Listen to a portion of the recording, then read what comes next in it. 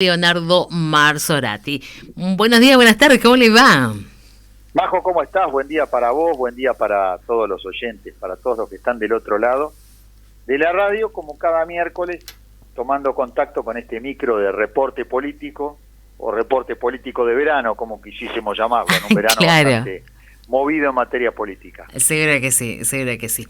Bueno, hoy ¿con qué nos vas a sorprender? ¿Qué tema tenemos para dar a conocer o por ahí resaltar de lo que es la movida política? Vos sabés que a nivel nacional estuve analizando algunos datos y es curioso esto de la inflación, ¿no? Vamos a arrancar con el capítulo nacional, incluso mirando un poco lo internacional.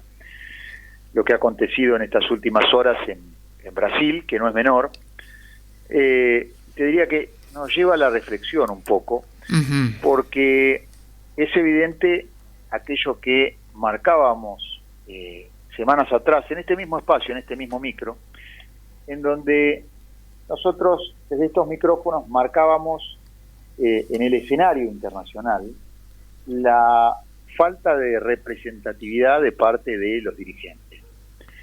En consonancia con eso también, en un trabajo que presentamos hace un par de días atrás con el colega Silvio Castro, trabajo a pedido, marcábamos el menor crecimiento en materia internacional en el ámbito económico, la inflación elevada a nivel continental, liderando Venezuela y Argentina, y marcábamos desde el punto de vista político, y no me quiero salir de ahí, la falta de representatividad. Esto que ha ocurrido en Brasil marca de algún modo la crisis de representatividad que hoy por hoy tienen las democracias latinoamericanas. Basta mirar lo ocurrido el fin de semana, decíamos, en Brasil, sí, lo que ha ocurrido hace un par de semanas atrás en el Perú, y curiosamente en ambos casos la fragilidad institucional ha venido de la mano en el comando político de gobiernos que son socialdemocráticos o que se autodenominan como tales, socialdemócratas. Vale decir, con una mirada de centro-izquierda, similar a la que tiene el gobierno peronista de Cristina Kirchner y de Alberto Fernández.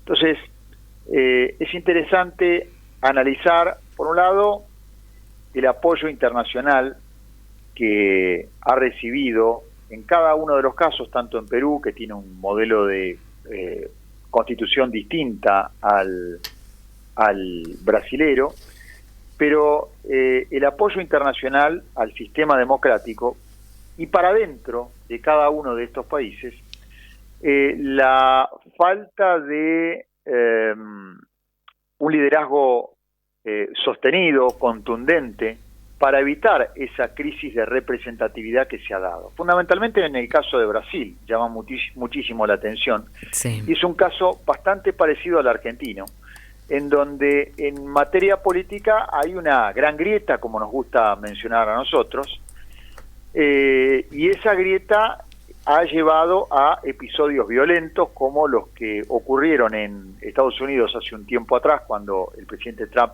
dejó la presidencia, o como ha ocurrido este fin de semana en Brasil.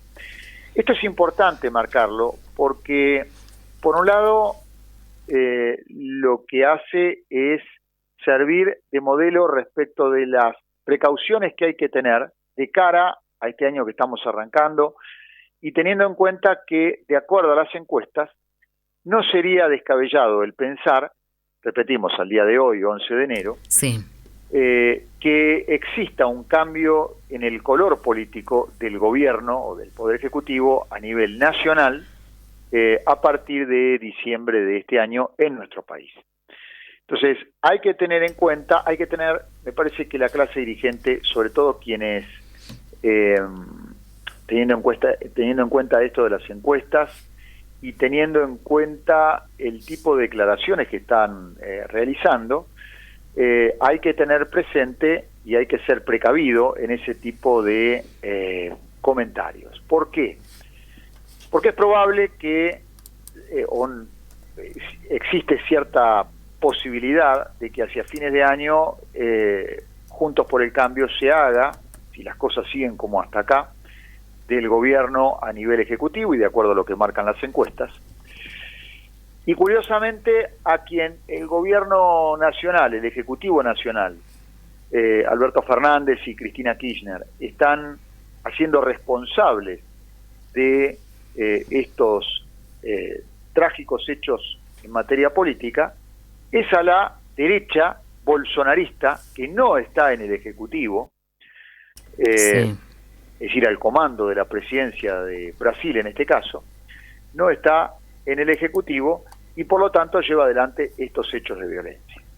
No vaya a ser cosa que la taba se invierta, como se dice en el campo, y que a partir de diciembre, con un Ejecutivo manejado por la centroderecha, como podríamos catalogar a Juntos por el Cambio, se den desmanes políticos de parte de quienes hoy, estando al mando de la presidencia y de la vicepresidencia, denuncian como los promotores, los hacedores de estos hechos de violencia. Entonces, Claro. Es importante tener presente esto, es importante tener también presente para la gente de Juntos por el Cambio la crisis de representatividad que existe a nivel continental y probablemente en el caso de hacerse del gobierno, siempre mirando las encuestas a 10 meses de la elección, lo finito con lo que puede llegar a darse ese triunfo electoral y consecuentemente la escasa representatividad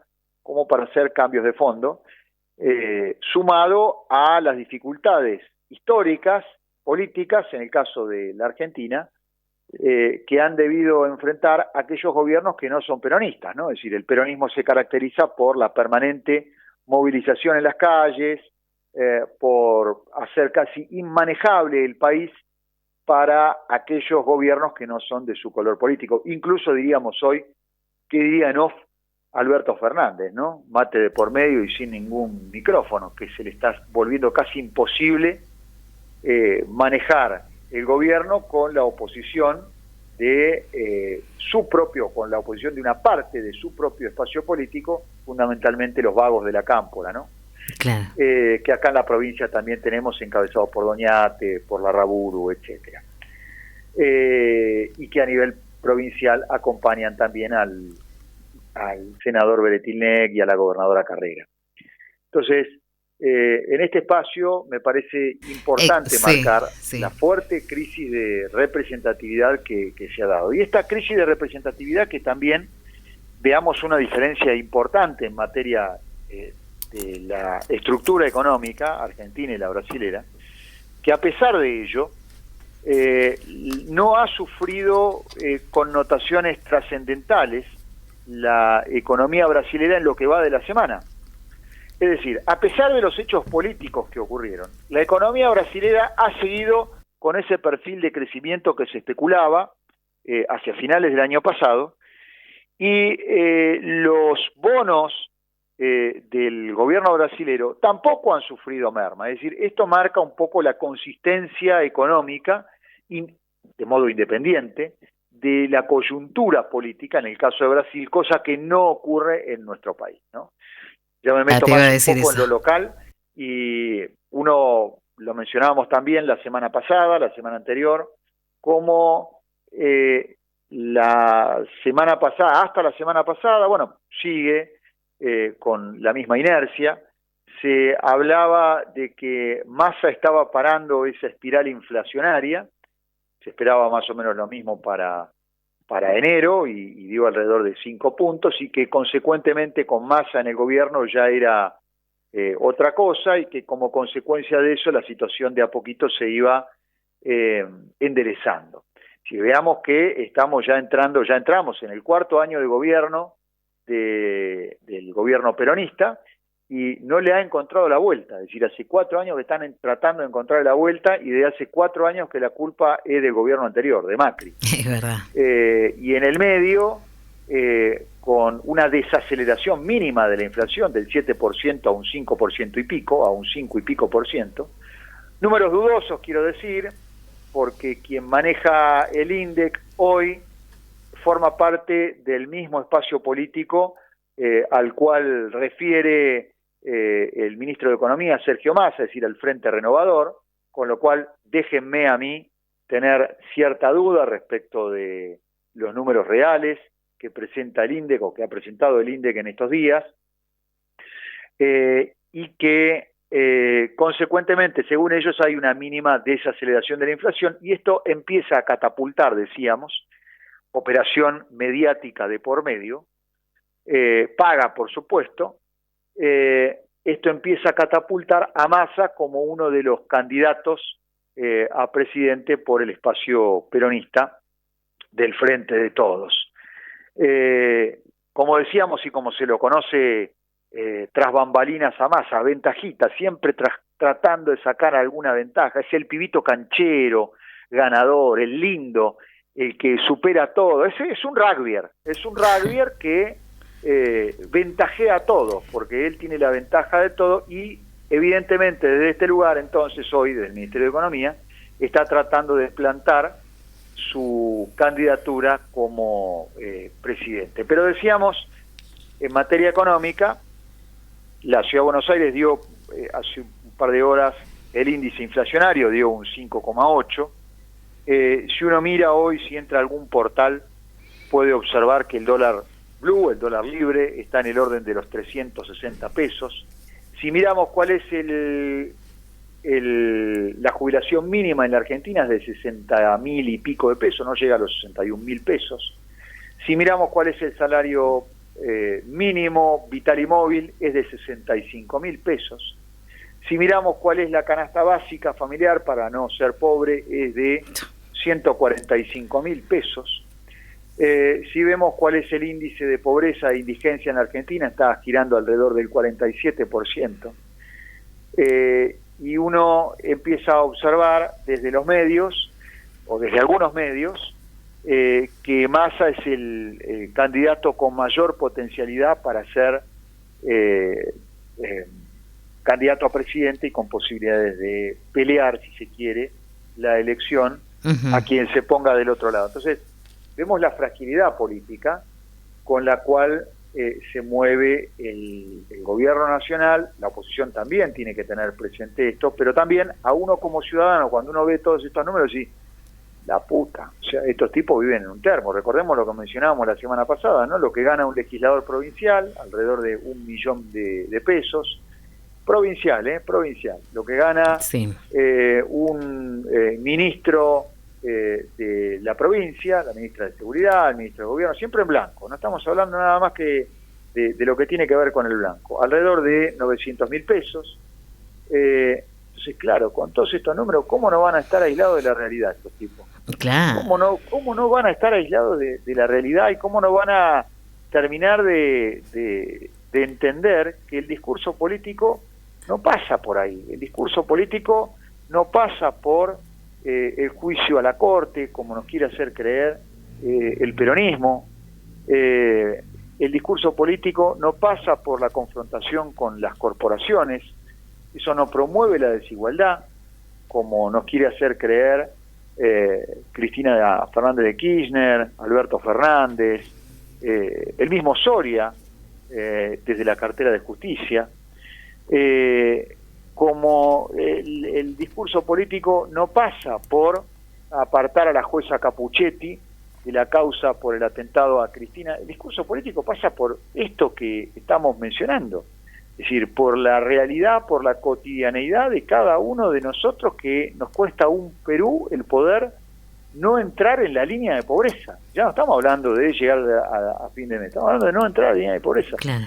Y en el medio, uno como observador de la realidad ve cómo se opera desde los medios de comunicación, aquellos medios que permanentemente son incluso atacados por el oficialismo, por el peronismo, como los creadores de una realidad, esa misma realidad que el oficialismo trata de generar desde las operaciones políticas mediáticas. Mira, te voy a contar, los días pasados estuve en la Ciudad de Buenos Aires, capital federal. Sí.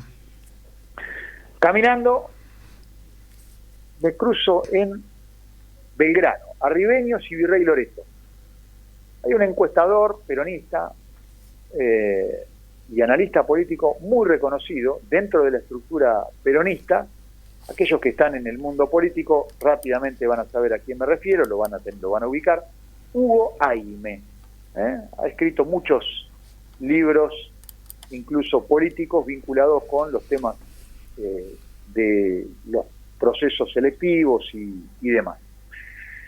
Entonces, me acerco a él, le digo, Hugo, me presento, es posible que en algún momento lo tengamos por estos micrófonos, y se me ocurrió preguntarle, a sabienda de cuál es su mirada política y a sabienda del tiempo en el cual trabajó para el peronismo fundamentalmente menemista, durante la década del 90 fue cuando tuvo muchísima trascendencia mediática.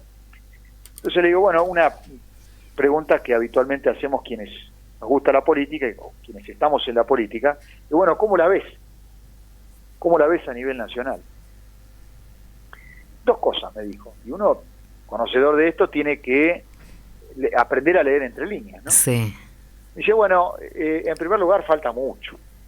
Esto fue la semana pasada, o sea, estábamos a 4 o 5 de enero. Me dice, no, falta un montón, pero se la está acomodando Massa. Yo digo... Esbozaste una sonrisa primero que nada. Claro, me quedé frío, ¿viste? Entonces rápido ahí de reflejo, digo, bueno, pero ¿le alcanza con esto? Me dice, no, la tiene que acomodar de todo, o sea, la inflación, tiene que bajar la inflación, si quiere tener realmente chances reales, tiene que bajar la inflación. Digo, bueno, pero logró bajarla de 7 a, se especulaba un 5%, a 5, me dice, no, bajarla en serio, bajarla al 2%. Si tiene todos estos meses para bajarla, pero la va acomodando y falta mucho. Digo, pero Hugo, hace un año que estamos en una recesión atroz. Es decir, para bajar la inflación tenés que terminar de paralizar el consumo. Entonces se ríe y me dice, bueno, ese es otro tema. ¿Cuál es la lectura que tiene que quedar acá en el medio para nuestros oyentes, para esta charla de café que estamos manteniendo? Bueno, vos fíjate, en primer lugar, diríamos, hay una operación política atrás de parte de Aime, con cada uno con el que se cruce, y probablemente si le ponen un micrófono adelante salga a decir esto.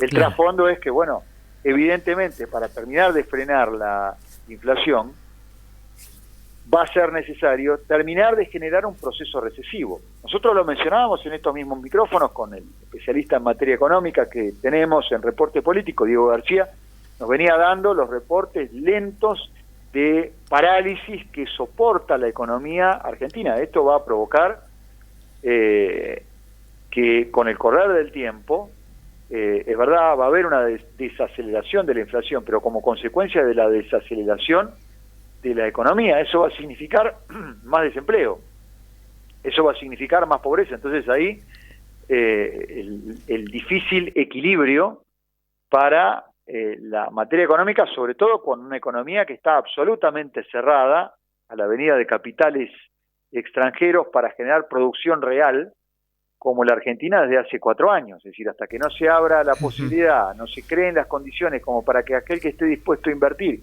y a ganar plata en la Argentina pueda llevarse esa rentabilidad, va a ser imposible. Entonces ahí me parece que está un poco el eje de la cuestión en materia política, económica, de cara a lo que viene, y el tener presente, te diría, Majo, sí, estos intentos de tratar de engañarnos, estos engaños que intentan llevarse desde los medios de comunicación con operaciones mediáticas como esta que acabamos de develar. Para finalizar, un hecho también anecdótico de la charla con Hugo Aime. Y bueno, ¿estás trabajando para alguien? Me dice, sí, estoy trabajando para el gobierno de La Pampa y el gobierno de Tucumán. Sí. Claro, cuando me dijo Tucumán, uno es colega, ¿no? O intenta hacerlo desde un humilde lugar. la lectura ¿cuál es? ¿Quién es el jefe de gabinete? El primer ministro, Juan Mansur. Es gobernador bajo licencia, ¿de qué provincia? De Tucumán. ¿De dónde vienen los fondos de los análisis que lleva adelante Hugo Aime? Seguramente de la jefatura de gabinete a través de la provincia de Tucumán. Claro. Entonces, todo cierra, ¿no? O sea, quiero decir, al oyente que está del otro lado, para que aprenda a entender, o para que entre todos, no que aprenda, porque uno no tiene un espíritu de maestro ciruela, pero sí como para alertarnos, si se quiere, claro, en esto de que siempre hay algo detrás, como también en materia provincial, a nivel provincial, ¿no? Es decir, la semana pasada, o hace un par de días, ni siquiera una semana, la gobernadora Carrera finalmente terminó firmando el decreto para la fecha de la elección. Claro. Y de la elección a nivel provincial. Esa tan nombrada fecha del 16 de abril finalmente se terminó estableciendo, se terminó ratificando. Seguramente vamos a intentar en este mismo espacio la semana próxima tratar de tener la palabra de el otro gran candidato elector, que se va a enfrentar al oficialismo de Peretilnec y de Carrera, Aníbal Tortorielo, para que nos desmenuce un poco esto que fue el decreto de la elección, de la próxima elección del 16 de abril, que fue presentado por Arabela Carrera la semana pasada. Pero en este análisis, en esta observación política de la que estamos hablando,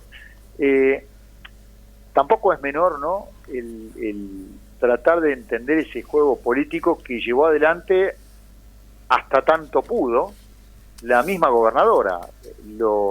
El submundo político decía en realidad que la gobernadora golpeaba o mostraba que quería ser candidata a intendente en Bariloche, sí, cuando en realidad lo que estaba buscando era ser candidata a vicegobernadora, es decir, que el candidato a vicegobernador no sea Pesati, sino ser ella la candidata a vicegobernador, y que chuceaba o molestaba con el hecho de ser candidata a intendente, y el estirar, el colocar todo el tiempo que se pudiese la fecha para la elección a gobernador, sí, para intentar ser finalmente candidata a vicegobernador, cosa que no se dio, no se ha dado en ninguno de los dos casos, no podrá ser candidata, al menos a la fecha,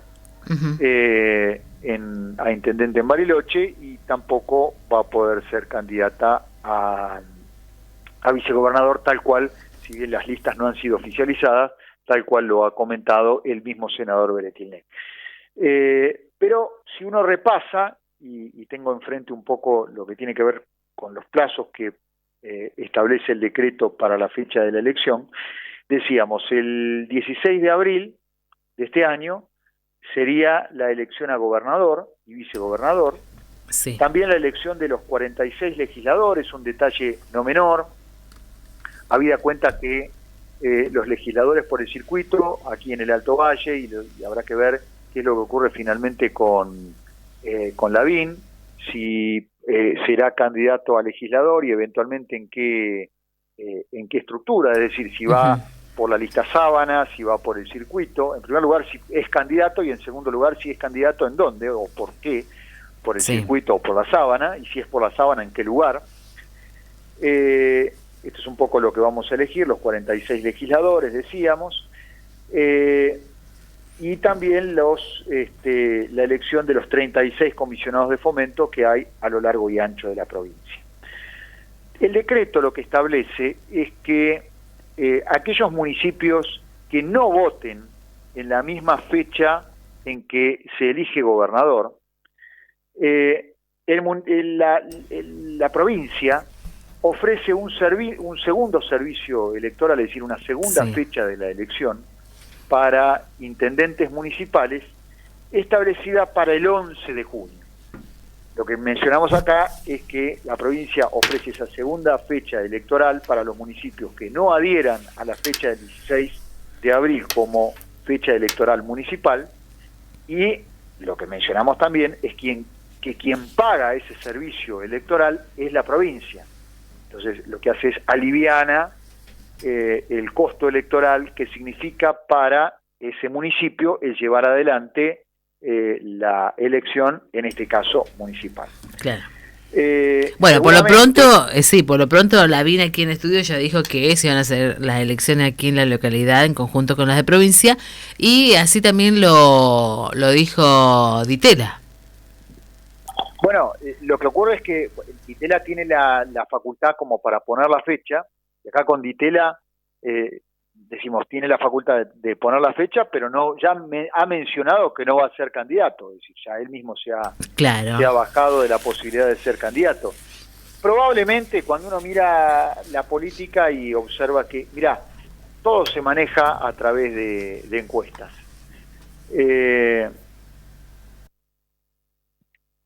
Habida cuenta de esto, se me viene a la cabeza, te decía que hace un par de días estuve en la ciudad de Buenos Aires y me tocó encontrarme con un amigo, que es el jefe comunal de la comuna número 11 de la ciudad de Buenos Aires. Y fíjate cómo todo realmente resulta más sencillo cuando uno permanente está midiendo para lo que tiene que ver con la gestión. Es decir, lo que tiene que ver con un gobierno que es verdaderamente profesional. En una parte de la charla que estábamos teniendo, me dice, bueno, hemos logrado reducir un 80% la caída de ramas en las tormentas que se dan entre diciembre y abril en la comuna número 11, que abarca los barrios de Villa Devoto, para los que conocen la ciudad de Buenos Aires, Villa Devoto, Villa del Parque, bueno, se me va Monte Castro, etcétera, etcétera. Sí, bueno, pero esto ¿cómo lo haces? ¿Cómo sabes que es un 80 y cómo sé yo que vos no me estás chamullando? Me dice, no, todo esto nosotros lo encuestamos. Es decir, permanentemente cuando se da... Y digo, ¿pero cómo lo miden? Dice, bueno, es muy sencillo. Lo que hacemos es referimos todas las denuncias que recibimos de caída de árboles o de brazos de árboles que han dañado a personas o que han dañado vehículos o propiedad privada o lo que fuere. Sí. Y vamos tomando estadísticas desde el momento en que yo me hice cargo de la comuna a esta parte. En la medida en que uno va preventivamente podando como corresponde, todo eso se evita, se achica. Porque uno no permite que el árbol haga lo que quiera y uno va controlando, para el caso que me daba este muchacho. Sí. Nicolás Maguineri, el jefe comunal. Entonces, ¿qué quiero marcar con esto? Fíjate cómo en un gobierno inteligente, si se quiere, el tipo lo que ha logrado es reducir la queja en su comuna en base a la mirada estadística. Seguramente en el caso de Lavín debe ocurrir lo propio, teniendo en cuenta el establecer la fecha electoral para el próximo 16 de abril, a pesar de que él no va a ser el candidato. Como decíamos hace unos instantes, seguramente va a ser candidato a legislador, veremos ya por qué, si por el circuito o por la sábana, pero teniendo en cuenta entonces cuáles son los números que va a favorecer aquel que vaya a ser el candidato de su espacio.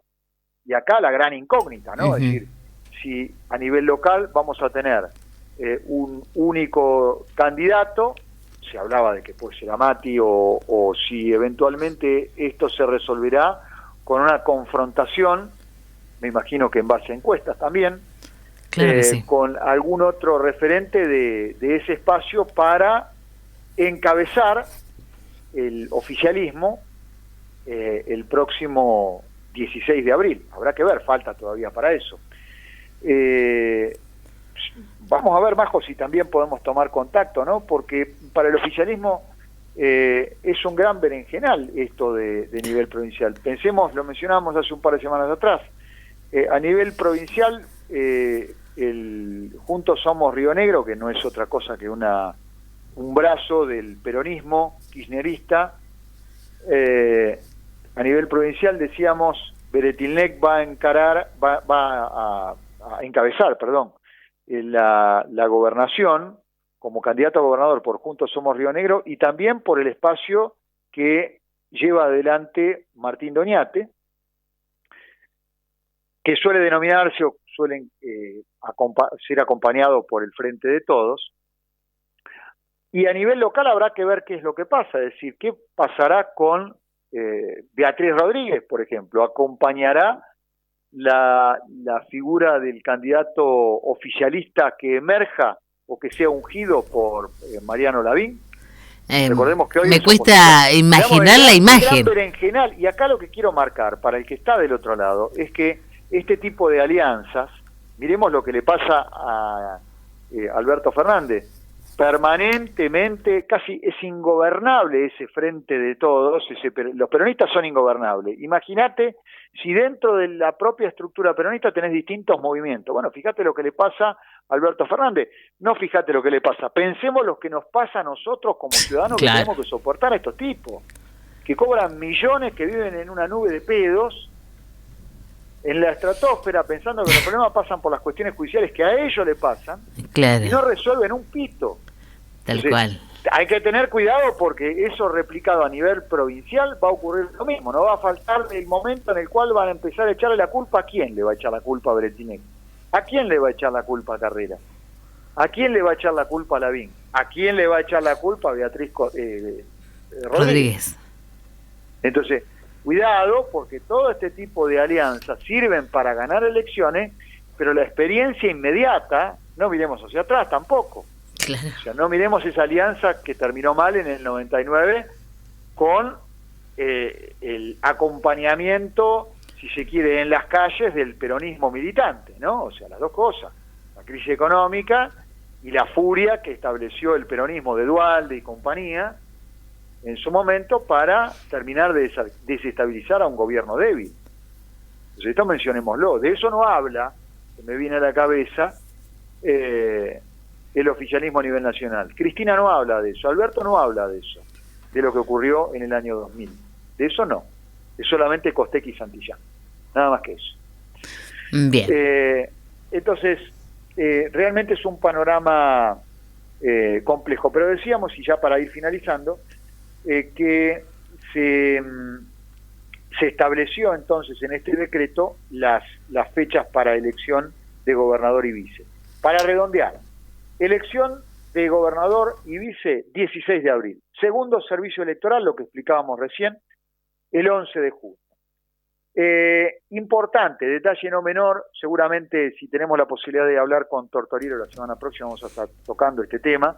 Se acota la campaña electoral que establece la ley electoral provincial a un plazo máximo de 60 días, se lo ha reducido, el decreto ha reducido la campaña electoral, la posibilidad de campaña electoral, únicamente a 30 días, es decir, el inicio de la campaña electoral del 16 de marzo al 16 de abril. Se ha acotado con una clara intencionalidad política por parte de la estructura peronista de Juntos Somos Río Negro. El 31 de este mes vence el plazo para la presentación de alianzas políticas en la justicia electoral, es decir, para todos aquellos partidos políticos que formen parte de una misma alianza. Esto es importante tenerlo presente porque nosotros venimos mencionando desde el inicio de Reporte Político los distintos partidos municipales, vecinales que se han creado, que van a formar parte seguramente de una u otra alianza. El 20 de febrero, el 20 del mes próximo, la fecha límite para presentación o la oficialización de listas de candidatos. Y esta fecha es importantísima o trascendental tenerla, 20 de febrero, porque es la fecha límite que van a tener las alianzas políticas para presentar sus candidatos a legisladores, obviamente a candidato a gobernador y a vicegobernador, candidatos a intendentes para aquellos que vayan a presentar la fecha de elección de intendente y de concejales el próximo 16 de abril, y también para las comisiones de fomento. Entonces es una fecha muy importante, claro, el próximo 20 de febrero, porque ahí es cuando se termina de cocinar la cosa, quién va a ser candidato a qué para el próximo 16 de abril. Todos estamos expectantes. Y así a título informativo, el 7 de marzo la presentación de los modelos de boleta para la elección del 16 de abril, y el 17 de marzo la fecha de presentación de los padrones definitivos para la elección de abril del presente año. Así que es importante todo esto porque se empieza de a poquito a marcar cómo va a ser el año electoral aquí a nivel provincial, que a grandes rasgos lo vamos a tener ya desde ahora hasta el 16 de abril, y ya después irá quedando lo que quede por fuera en elecciones municipales, por fuera del 16 de abril, como es el caso de Bariloche o como es el caso de aquellas intendencias que decidan hacer su fecha de elección municipal, como decíamos, el próximo 11 de junio, Majo. Bien, me imagino que serán las menos. Seguramente, porque como ocurre en el caso de Lavín, los municipios oficialistas, que son los más a nivel provincial, van a elegir el 16 de abril para traccionar con sus votos la elección provincial de Bretilnec para gobernador. Digamos, lo que siempre marcamos, ¿no? Fíjate, el oficialismo tiene esta potestad de poder poner la fecha, sí, la potestad de poder hacer obras y que sean vistas como obras y no como campaña proselitista. El hecho de la generación de las listas colectoras que se hizo el año pasado con la reforma electoral, que no entendemos todavía bien qué significó la reforma electoral, si no es esto de permitir las colectoras. No nos benefició a ninguno de nosotros como ciudadanos rionegrinos. Entonces, esas son las ventajas, te diría, que tiene el oficialismo, y que reflejan en un mundo de encuestas, creemos nosotros, que los números o las expectativas del oficialismo a nivel provincial no son tan buenas como las que probablemente esperaba Bretilnec hace un tiempo atrás, cuando decidió definitivamente ser candidato a gobernador. Es entendible a cuenta que en la medida en que se es oficialismo por mucho tiempo, resulta muy difícil echarle la culpa al que vino antes. ¿A quién le echa la culpa después de 11 años de gobierno? Claro. A Macri, no podés, hace 11 años que estamos entrando en el año 12, que juntos somos Río Negros, o Bretilnec, con su estructura política, se hizo cargo de gobierno provincial. ¿A quién le va a echar la culpa? Claro. Arabela. ¿A quién le va a echar la culpa? Que estuvo antes de Arabela, que es él. Claro. Acá es importante tenerlo presente, ¿no? Uno siempre, cuando entra en política, le puede echar la culpa el primer año de gestión al que estuvo antes. Ya después, el segundo año de tu gestión, el problema es tuyo. Ya no hay excusa. Me quedé pensando, ¿no? Porque, bueno, la elección es en abril y los municipales, si quieren, la elección puede ser en abril o junio. Y el vecino dice, ¿por qué se paran? Votemos, que las elecciones sean todas juntas en abril, porque viste que el vecino, eso de ir a votar no le simpatiza. Bueno, vos pensás... Si tengo que ir a votar en abril, vamos a tener que votar en junio. En agosto, vamos a tener que votar en agosto de vuelta, en junio no, porque si se vota a intendente y a gobernador de manera simultánea, claro, se evita eso. Pero aquellos municipios que no hagan de manera simultánea... No adhieran, claro, los que no adhieran van a tener abril, junio, agosto octubre las primarias y después la presidencial. Ahí tenés 4, y no hablemos que haya segunda vuelta. ¿Y qué te dice el vecino? Yo prefiero pagar la multa, pero no ir a votar, ¿viste? Ya el vecino descreído de todo, ¿no? Bueno, pero vos fíjate, lo que vos estás mencionando es la crisis de representatividad. Claro. Porque después ninguno te representa verdaderamente. Entonces, tal cual. Decimos, pero ¿para qué se hizo la reforma electoral? A ver, contame, verdaderamente, ¿para qué hiciste la reforma electoral? ¿Para qué se hizo el año pasado a nivel provincial la reforma electoral? ¿En qué nos benefició a nosotros como ciudadanos? Claro. Son todas las mentiras del oficialismo que dan manotazos de ahogados para hacerse con el gobierno, y cuentan con múltiples herramientas como para poder repetir, fundamentalmente en aquellas provincias como la nuestra, en donde hay una fuerte dependencia de la estructura estatal. Cuando no hay una dependencia estatal grande, a los oficialismos a pesar de todas estas ingenierías políticas, sí, se les dificulta un poco más el hacerse del gobierno si la gestión no es buena. Pero cuando la gestión... Ni creando el voto, ese voto buena, parroquial, que también ahora, no importa dónde estés, puedes votar en el lugar donde estés, eso también me parece que también es como, digo, gana de sumar voto, mamatazo de abogado, ¿no? No, seguro, no hay duda de eso.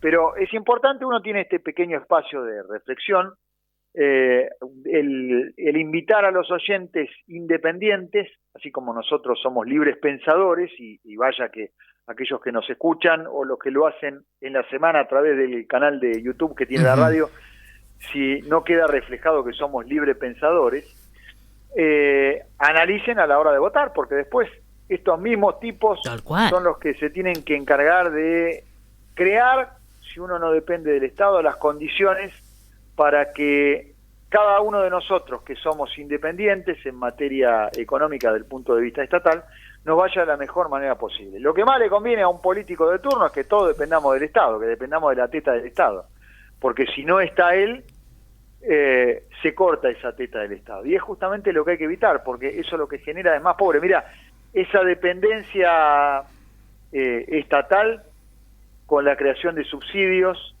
con la creación de más impuestos, lo que ha generado a lo largo de estos últimos 40 años, de Menem para acá, lo único que generó fue más pobres, en lugar de generar menos pobres. Tristemente lo que generaron fueron más pobres. Triste realidad. La triste realidad. Así que es importante que en esta primera herramienta que tenemos como electores, la primera que es la de votar, la segunda es la de meternos, te diría. O sea, tan importante una cosa como la otra, la posibilidad de meternos. Tal cual. Bien. Bueno, entonces, si viene el próximo miércoles, resaltemos la entrevista con Aníbal Tortorielo. Dios mediante, si tenemos la posibilidad, entonces estaremos generando el espacio necesario como de producción, como para el miércoles próximo, tener por estos mismos micrófonos a Aníbal Tortorielo, te diría, el gran opositor en materia política a la estructura peronista de Juntos Somos Río Negro. Tal cual, tal cual. Bien, Leo, muchísimas gracias y nos volvemos a reencontrar el próximo miércoles. No, como siempre, el agradecido soy yo. Un saludo para vos y para todos los oyentes. Hasta la semana próxima. Hasta la próxima.